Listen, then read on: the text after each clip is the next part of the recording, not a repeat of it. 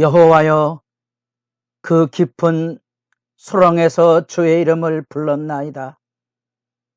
살려달라고 울부짖는 소리에 귀를 막지 마시라고 하였더니 주께서 제 호소를 들어주셨나이다. 이 몸이 부르짖을 때 주께서는 가까이 오셔서 두려워하지 말라고 말씀해 주셨습니다. 새벽을 깨우는 거룩한 기도자 여러분,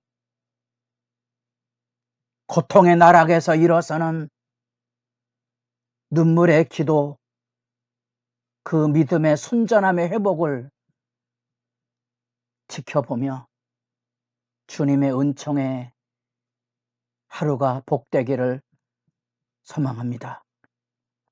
오늘 우리가 읽어갈 하나님의 말씀은 예레미야가 3장 55절에서 66절까지 극심한 수렁에서 드디어 희망을 보기 시작하는데, 그 희망은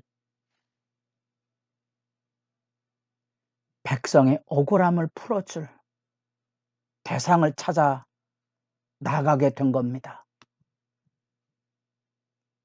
현실 사회 안에도 불완전하지만 억울함을 호소할 수 있는 이런 위원회들이 있습니다. 이전에 국민고충처리위원회 이런 것들이 있어서 행정적인 절차의 약자로서 고통당했던 시절, 서울을 찾아가고 도청을 찾아갔지만 끝내 이루지 못한 절망을 제게 경험하게 했지만, 찾아가 울부짖을 수 있는 대상을 발견하는 것은 얼마나 아름다운지. 그 39절에 살아있는 사람은 자기 죄들 때문에 벌을 받나니 어찌 원망하랴, 어찌 원망하랴. 그러나 49절, 내 눈에 흐르는 눈물이 그치지 않을 것인데. 55절, 여호와여, 내가 심히 깊은 구덩이에서 주의 이름을 불렀나이다. 주께서 이미 나의 음성을 들으셨사오니.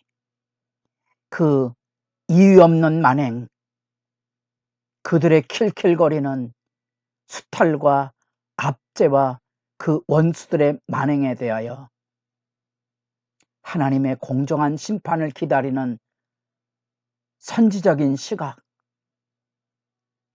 이스라엘 백성들을 짓밟은 그 탄식의 현장을 지켜보던 예레미야에게 바벨론의 심판을 예고하는 그 말씀의 시각, 그것이 이 절망의 나락에서 영혼을 깨우듯이 주의 말씀의 역사가 다시 기억됩니다.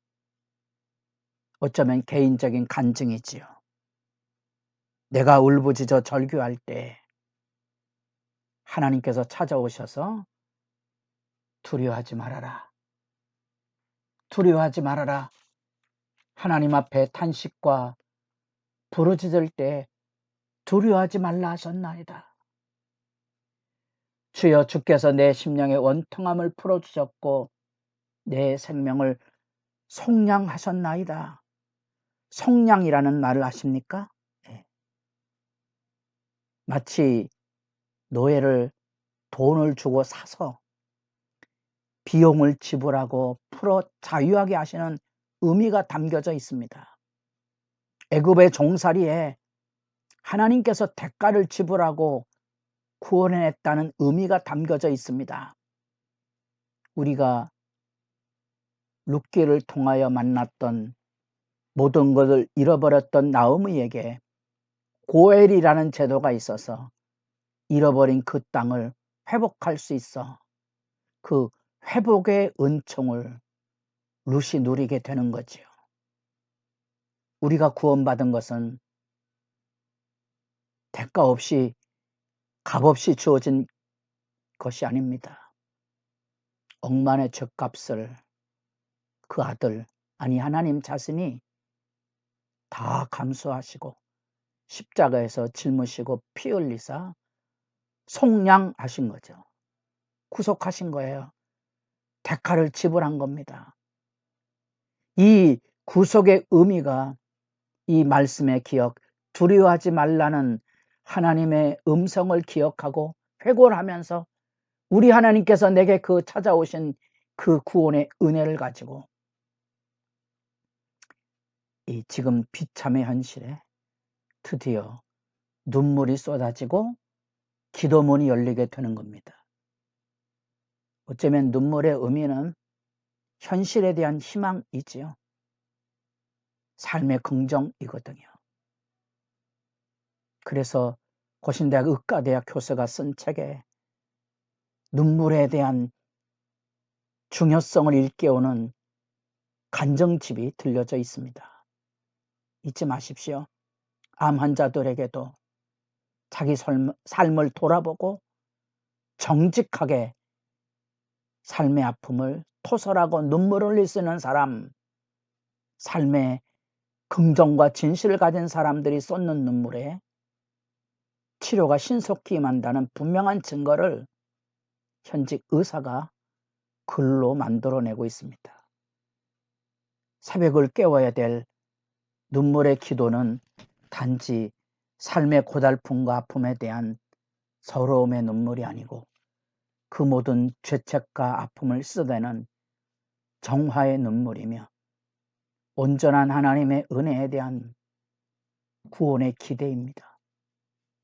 구원의 기대가 그 눈물 속에서 우리의 모든 죄가, 죄책, 아픔을 다 씻어내고 순전한 심령으로 하나님을 만나게 하는데 지혜가 다가옵니다. 그 지혜가 뭔고하니 그렇게 종살이에서 대가를 지불하고 자기 백성을 구원했다면 하나님께서 진노하사 찔집 밟는 것은 멸절을 위한 것이 아니라는 거죠. 이 진노가 심판이 하나님의 본심이 아니라는 거예요. 그것이 이제 희망이 되는 겁니다. 33절에 주께서 인생으로 고생하게 하시며 근심하게 하심은 본심이 아니시로다. 하나님의 본심이 뭡니까?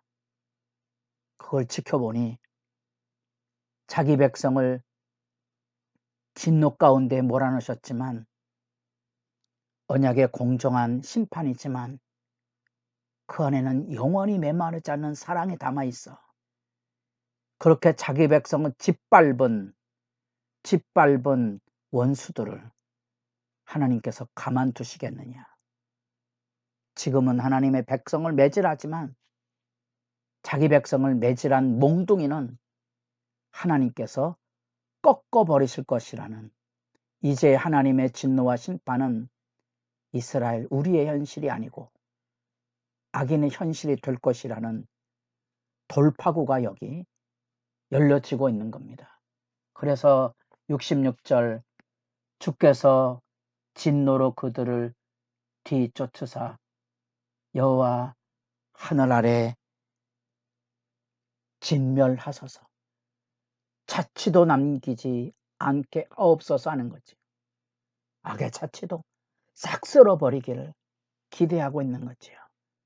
분명히 신상 필벌에 대한 기대감을, 비록 심판의 나락에 울부짖는 현실 앞에 있지만 악인도 예외 없이 하나님의 백성을 몽둥이질한 그 대가를 반드시 치르게 될 것이라는 악인의 심판, 예레미야 50장 51장에 나타난 바벨론의 심판의 이야기가 그 증거가 되고 있는 거죠.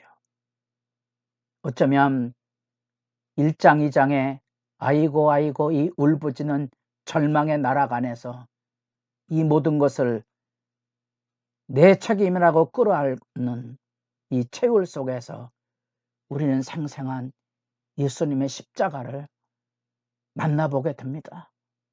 하나님이여 하나님이여 어찌하여 나를 버리셨나이까.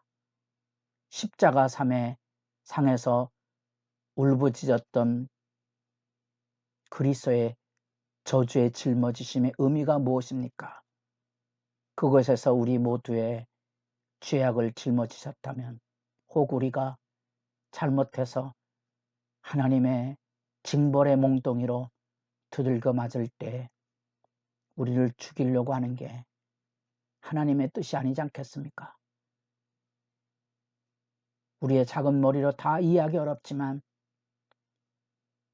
우리가 겪는 시련과 억울함과 심판과 징계의 아픔 안에는 하나님의 뜻이 있지 않겠습니까?